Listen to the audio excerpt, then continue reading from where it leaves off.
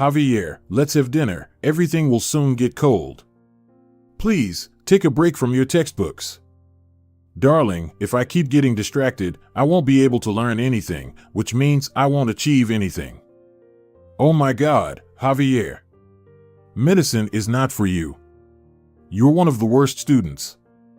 Maybe you should drop this silly idea and get a job. Martina, stop it. I already work part-time when I have time.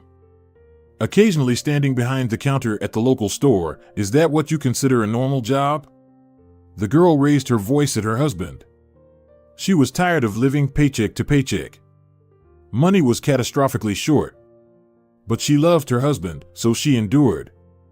In their small house, which Martina inherited from her grandmother, love, support, and understanding prevailed. But over time, financial problems began to introduce more and more quarrels into this family idyll. Money was short even considering that Javier's parents helped. They gave money to their son, but it all went towards his medical education.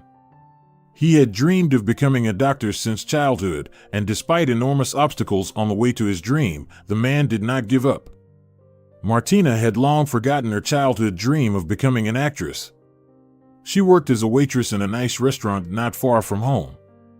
One sunny day, Martina returned from her shift much earlier than usual, in tears.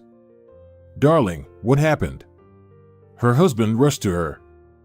Javier, I'm going to be fired, she said through tears. Why would you think that? You've been working at this restaurant longer than anyone else. The guests love you, and they always leave good tips. Martina didn't say anything, she just started crying louder. My love, please don't cry. When you cry, it tears me apart inside. But the girl continued to cry, unable to utter a word. Martina was excessively emotional, which Javier had once found very charming. But he didn't know that the person who laughs the loudest also cries the loudest. Martina, let's go to the kitchen, I'll make you some coffee. They sat in the kitchen and drank the bitter beverage in complete silence. Javier knew that she would speak first and tell everything. There was no need to pressure her. And so it happened. Martina broke the silence, telling about today's not very successful day. I came to the restaurant as usual, 15 minutes before opening. I set up the tables, wiped them down. Everything was as usual. Louisa started telling me about the new owner. He bought the restaurant 2 weeks ago, but we haven't seen him yet. But there are terrible rumors about him. That he's obsessed with money, and there's no humanity in him. Louisa said he'll show up here soon, and we need to be extremely polite to him if I want to keep my job. Because he plans to downsize. Do you see where I'm going with this? Did you speak to him rudely? Javier asked. Not only. I didn't even know what he looked like. The girl started crying again. Martina, my love, why are you so upset? You'll find a new job. You're so smart, after all. But I don't want a new job. I want to work specifically in this restaurant because the chefs and waiters have become like family to me. Martina shouted. Javier was stunned. Why were you fired? I still don't understand. Maybe something can be changed? And Martina began to tell the story of today from beginning to end. She was talking to Louisa when a tall man with a beautiful woman entered the restaurant. Martina immediately took the menu and headed towards them. The man and his companion placed their order. Martina wrote everything down, they exchanged polite smiles, and the waitress left. A few minutes later, Martina brought out the French onion soup from the kitchen and started walking towards their table. Not knowing how it happened, she stumbled, and all the soup ended up not in the bowl, but on the tall man. He jumped up, started yelling about the cost of his suit, about how he would fire her. It turned out that this man was none other than Enrique Castillo, the new owner of the restaurant. His companion stood up and said, Enrique, I can't take this anymore, you're too hot-headed and aggressive. Don't call me anymore. The girl left, and Enrique turned to Martina and said, This is all because of you. Not only did you ruin my best suit, but also because of you, Lorenza left me. You won't get away with this easily. She cried and ran out of the restaurant. And now she was here, in the kitchen with Javier, drinking coffee and struggling to hold back tears. The man hugged his wife and whispered softly, "Martina, darling, there's no need to be so upset. Maybe it's for the best. You'll find another restaurant where there's a decent owner. Or do you want me to go and fight with him, that Castillo? Who does he think he is to upset my wife? Nobody has the right to upset my beloved Martina." The girl sobbed. She hugged her beloved husband tighter when her phone rang. "It's Luisa," she said to Javier. "Then pick up the phone." "Hello. Martina, where are you? Enrique is looking for you." "Oh, not this again." "I won't come," the girl replied with fear in her voice. "Please, come back, he wants to talk to you." "Luisa, I'm scared. He yelled at me so much." "Martina, it's time for me to work. I can barely manage without you. Please come, at least for my sake. The crowd of guests will be pouring in soon, and Eric and I won't be able to handle it alone. Don't let us down." Luisa hung up the phone. How Martina wished she could stay home right now, turn on a series, and forget about everything. But she understood that she couldn't let her colleagues down. She quickly headed to the mirror. In the reflection, she saw a beautiful fair-skinned brunette. Her long hair had a slight curl to it. She wiped away the smudged mascara, touched up her makeup. Many envied her beauty, but it hadn't brought her anything. Of course, many said that with such looks, she could easily become an actress or a model. But Martina didn't even know which doors to knock on to become popular and fulfill her childhood dream. Apparently, she just wasn't meant to star in romantic movies. It happens, and she had come to terms with it. "Where are you going?" Javier asked his wife as she headed for the exit. "I'm going back to the restaurant. Today's Saturday, which means there will be a lot of guests by evening. So I have to go back." "Don't you have to go to medical school?" "No, not today," Javier lied. He had been expelled for failing grades. But he hoped to be reinstated and continue studying medicine. He decided not to tell his wife yet. Martina arrived at the restaurant. The whole hall was full of guests, so she immediately got to work. She skillfully maneuvered between the tables, politely conversed with the guests, her smile never leaving her lips. The new owner observed all this. He sat at one of the tables with the restaurant manager, discussing a new concept. Suddenly he said, "Don't you dare fire that waitress. But you said yourself that you didn't want to see her here anymore." "I was too hasty," the man replied. "My impulsiveness never leads me to anything good. And she's doing her job perfectly well. It would be a mistake to lose such an employee." "I understand," the manager replied. When it was time to close the restaurant and all the guests had left, the manager called Martina over and told her that Enrique wouldn't fire her. But she needed to be more careful in the future. The girl was relieved that she hadn't lost her beloved job because of her clumsiness. Martina always walked from work to home since she lived nearby. But today, as she was about to leave the restaurant, a downpour of such force began that there was only one option: to wait it out. The public transport stop was far away, and a taxi was too expensive. She and Javier counted every penny, so taxi expenses weren't in her plans at all. She sat in the staff room for about 20 minutes. The rain showed no sign of stopping. The manager approached her. "Everyone has already left, and I need to go home. I need to close the restaurant." "Okay, I'm leaving now." Disappointed, Martina left the establishment and headed home, already resigned to the fact that she would get soaked to the bone. But unexpectedly, a luxurious black car stopped next to her. The window rolled down. She turned her head and saw Enrique behind the wheel. "Sit down, I'll give you a ride," said the man. "No, thank you, I'm not far away." "I don't want to hear any objections, you'll get all wet." "I'm already all wet," thought Martina, and sat in the front seat of the car. "Thank you," she said quietly. Enrique smiled. "Show me the way, where should I go?" As they were almost reaching the waitress's home, Enrique said, "Sorry for yelling at you when you spilled soup on me. I need to work on my temper." "It's okay. I'm to blame myself. Honestly, I've never done anything like this before." "Do you always walk home?"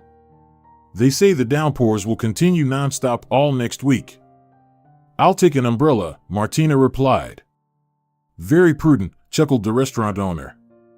"But if you happen to be without an umbrella, like today, for example, just come to me.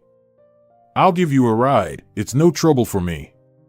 "Thank you, Mr. Castillo," the waitress replied. When she got home, Javier was studying anatomy textbooks. "Darling, everything all right?" For some reason, Martina didn't want to talk about anything. She had mixed feelings. She simply replied, "Everything's fine," and headed to the bathroom. Standing under the shower, she thought about Enrique. He's not as terrible as people say. Polite, pleasant. He even apologized. At the same time, Enrique was driving back to his huge apartment and also thinking about Martina. She's so beautiful after all. Even more beautiful than Lorenza. And Lorenza was too ambitious and smart, a domineering woman. But Martina, she's what I need. A month passed. And throughout that month, the downpours continued incessantly. And every workday, Enrique gave the girl a ride home. He offered to pick her up from home and drive her to the restaurant, but she adamantly refused. Javier confessed to Martina that he was no longer a medical university student. He had been expelled. So now he would be working at a local store full-time. Honestly, Martina was relieved. She understood that Javier had no chance of becoming a doctor.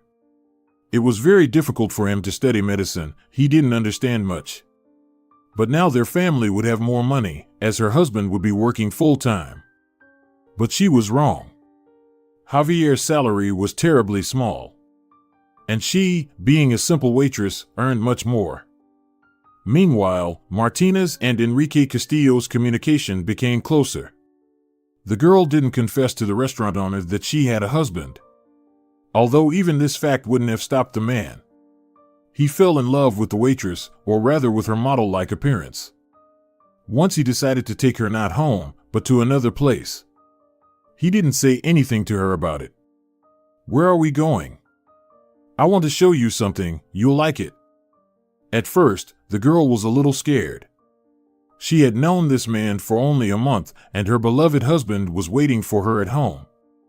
But on the other hand, she felt long-forgotten emotions, butterflies in her stomach. The feeling of being in love, of exhilaration. She decided to simply enjoy this moment, and if something went wrong, she would immediately say that she was married. They drove up to a skyscraper. Enrique parked the car. They entered the building and went up to the highest floor. There was a restaurant with a view of the entire city. "I thought all the restaurants were closed. This is also my place. On the days when you're not working, I come here. And today, a table is reserved for us." Martina was shocked. Javier had never done such surprises for her. But not because he didn't love her, he just didn't have that kind of money. "Order whatever you want," Enrique said. "I can't, Mr. Castillo. And stop calling me that. For you, I'm just Enrique." Martina blushed. She really wanted to have dinner after a day's work, but she felt so awkward. Enrique noticed this, so he placed the order himself, asking the chef to prepare the best dishes from the menu. "Martina, I want you to relax and enjoy tonight. I'm not asking for anything in return. I'll be honest, I liked you from the very first day we met. And when I yelled at you, and you ran away, I was afraid I'd never see you again." They drank wine, ate exquisite dishes, and talked. Martina texted Javier that she would be late. Her husband was used to it. For the past month, she had been coming home later than usual. But it wasn't because she was staying late at work. Just before heading home, the restaurant owner and the waitress would sit in the parked car and discuss various topics. Now, sitting in the expensive restaurant, Martina lost track of time. Javier started calling her. When Enrique stepped away, she answered the call. Hello, I'm still at the restaurant, but I'll be home soon. Why is it taking so long, Martina? I'm worried about you. I told you, our new owner is just a beast. We work until the last guest, and I still have 2 tables. What awful rules. Will they at least pay you overtime? Of course, they will. I have to go, Javier, bye. Martina quickly hung up as soon as Enrique approached their table. Is everything all right? He asked. Yes, it was my brother calling. We lived together, and he was worried about me being gone for so long. Indeed, we lost track of time. Thank you for the interesting conversation and for this evening. Another month passed. And throughout that month, Martina couldn't stop thinking about the wonderful date at the restaurant. Indeed, she thought about Enrique every day. His athletic figure, his dark hair, and green eyes drove her crazy. Every time she went to work, she was in a great mood, knowing he would be there. And in the evening, he would drive her home. But before that, they would always spend about an hour sitting in the car and talking. Colleagues began to suspect that there was something between the owner and the waitress. But they kept silent. Only Martina's friend, Luisa, decided to remind Martina that she had a husband. Martina, what about Javier? What about Javier? He's boring, aimless, earns little because he lacks ambition. And he doesn't pay any attention to me anymore. Because you distanced yourself from him. You don't even want to spend time with him yourself. And he did have a goal, but he couldn't achieve it. He lost hope of becoming a doctor. And that was his dream. Just imagine how hard it is for him. And instead of supporting your husband, you started a romance with impulsive Enrique. He's not impulsive, Martina objected. Look, 3 waiters have already quit because your Mr. Castillo can't express his opinion without shouting. And he's only kind and polite to you. Luisa, don't meddle in my relationships. I'll figure things out with Enrique and Javier myself. Luisa didn't touch upon the subject anymore. And in general, the friends began to communicate less and less. Meanwhile, Enrique became more assertive. Once he gave Martina a magnificent bouquet. She was very pleased, but what would she tell her husband? She had to lie, saying that her brother was allergic to flowers and she couldn't take the bouquet home. Enrique also invited Martina on another date when she had a day off.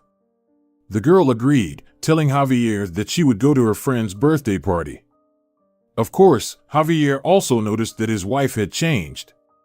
Her eyes sparkled, she was inspired, and she started talking less with her own husband. If before they always had breakfast and dinner together, now Martina would leave for work earlier and have breakfast there. And when she came home, she wouldn't have dinner, but would take a shower and go straight to bed. Enrique prepared an amazing date for Martina. They flew on a helicopter and then went to a pottery workshop. When it got dark, they went to a secret lake where they had a picnic. All day they talked about different things, and then the conversation turned to finances. You know, I believe that a man should fully provide for a woman. What about equality? Martina objected. Yes, I understand that the feminist movement is popular now. But I was brought up differently. Tell me, if you had a husband, would you work as a waitress? Martina lowered her head and left the question unanswered. Enrique continued. I don't think so. Girls like you should be in movies or walking on runways, not working as waitresses. And every man should understand that. I understand it. That's why I earn a lot, so my girl, my future wife, never has to work. Martina felt uncomfortable after his statement.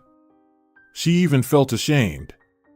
It seemed that her husband, Javier, wasn't trying to change their financial situation at all, while a man who had known her for just over 2 months was ready to conquer the world for her.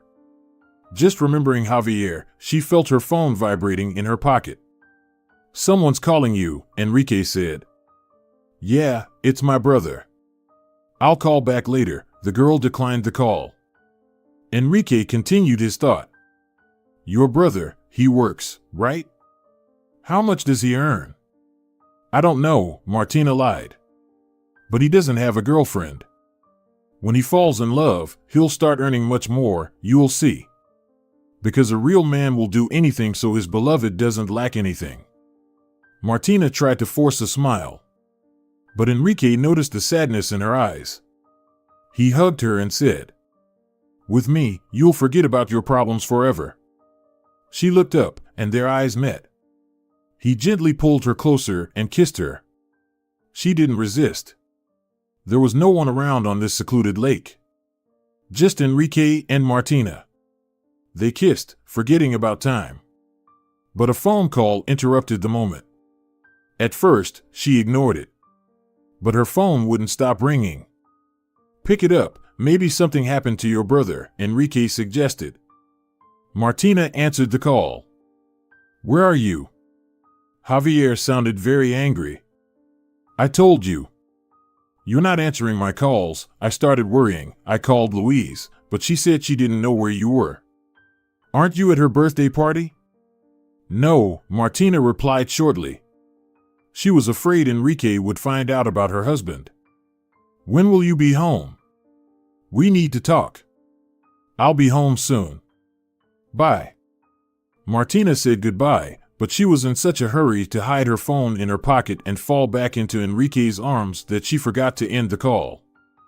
Javier didn't disconnect either. And what he heard next shocked him. "Everything okay?" a low male voice asked. "Yeah, everything's fine." He was worried about me, asking where I was. "So, it's time for me to go home." "You have a good brother, Martina, if he cares so much about you." "Brother?" Javier couldn't understand what was being talked about. Martina was the only child in the family. He continued listening. "Martina, you are so beautiful. Thank you for spending this day with me. Let's stay here a little longer. I don't want to let you go. To be honest, I don't think I've ever been in love like this in my life. Enrique, I feel so good with you too." Javier felt everything inside him collapse. He couldn't bear to hear anymore. He hung up the phone. For about 40 minutes, he sat motionless, staring at the wall. Then he called Louise. She answered almost immediately. "Javier, hey. So, did you find Martina?" But Javier brushed her question aside. "What's the name of the owner of your restaurant?" "Mr. Castillo," Louise replied, bewildered. "His first name? What's his first name?" Javier nervously asked. Louise possessed incredible intuition, and she understood perfectly where this conversation was leading. "Are you home now? I'll take a taxi to you." "What's his name?" Javier shouted, remembering perfectly that the restaurant owner's name was Enrique Castillo. But Louise had already hung up and headed to Martina's husband. Meanwhile, Martina was eagerly clinging to Enrique's lips. She had already decided for herself she wouldn't go home now. Not now, not in an hour, not in 2. She turned off her phone so that no one could disturb her and spoil their first night with Enrique. When Louise arrived at Javier's, he was finishing off a bottle of some cheap alcohol. "Louise," he noticed the girl who had entered Louise. "I'm worthless. I didn't become a doctor, I earn little, and my wife is cheating on me. Louise, tell me, what's the point of living then?" "Javier, please, calm down, let's talk." "I don't want to talk." "Why did you come?" "Leave," the man shouted. "I'm not going anywhere. I came to talk to you, so we will talk. You didn't become a doctor, Martina didn't become an actress, I didn't become a teacher. Yes, our dreams don't always come true. But we need to learn to live with that. Maybe your calling was to become an astronaut or a singer, or maybe you would have been an excellent engineer. You need to look in other directions, find another path. And Martina. I have nothing to say. We haven't spoken for the last 2 months. Martina. My love, I was waiting for her support so much. But she was ashamed of me, ashamed that I work in a store. Once when she came to my work with her friend asked, "Is that your husband at the checkout?" And she replied, "No, that's my brother." She thought I didn't hear. But I have excellent hearing. And, as I understood, she told Enrique that I was her brother too. Luisa just shrugged. All night long she had been listening to Javier's stories about their wonderful life with Martina. And how this life fell apart in just 2.5 months. The man cried and hoped that his wife would come into the house now and explain everything. And it would turn out that Javier misunderstood everything. Or that he had dreamt it all. But Martina never came. She spent the night with Enrique. After a passionate picnic by the secret lake, they went to Enrique's apartment. And there they were engulfed by wild desire again. And in the morning, waking up, Enrique said that he had a lot to do and it was time for Martina to go home. She collected her thoughts and asked to be taken home. But Enrique was surprisingly cold. "Find your own way." Martina was stunned. "But how? I don't even know where I am." Enrique clicked his tongue and rolled his eyes. "My God, I'll call you a taxi." Martina rode home and understood nothing. She and Enrique had a wonderful night, but why was he so cold and indifferent in the morning? Why didn't he take her himself but called a taxi? He didn't even offer her a morning coffee. She looked out the window, remembering their date. It was all so romantic, so beautiful. Martina didn't notice how the taxi brought her home. She approached the front door, came up with a legend about why she had been absent all night, gathered her courage, and entered the house. But there was no one at home. Neither Javier nor his things. There was only a note on the table. "I have nothing to talk to you about. I needed you, but you distanced yourself.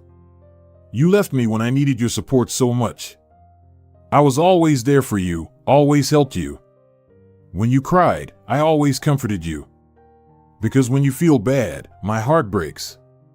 And if you're unhappy with me, I won't hold you. Martina, my beloved Martina, I let you go. However difficult it may be for me. Be happy with him. P.S. Soon I will file for divorce." Martina thought it was a terrible dream. Today her whole life fell apart. Or rather, she herself had destroyed it.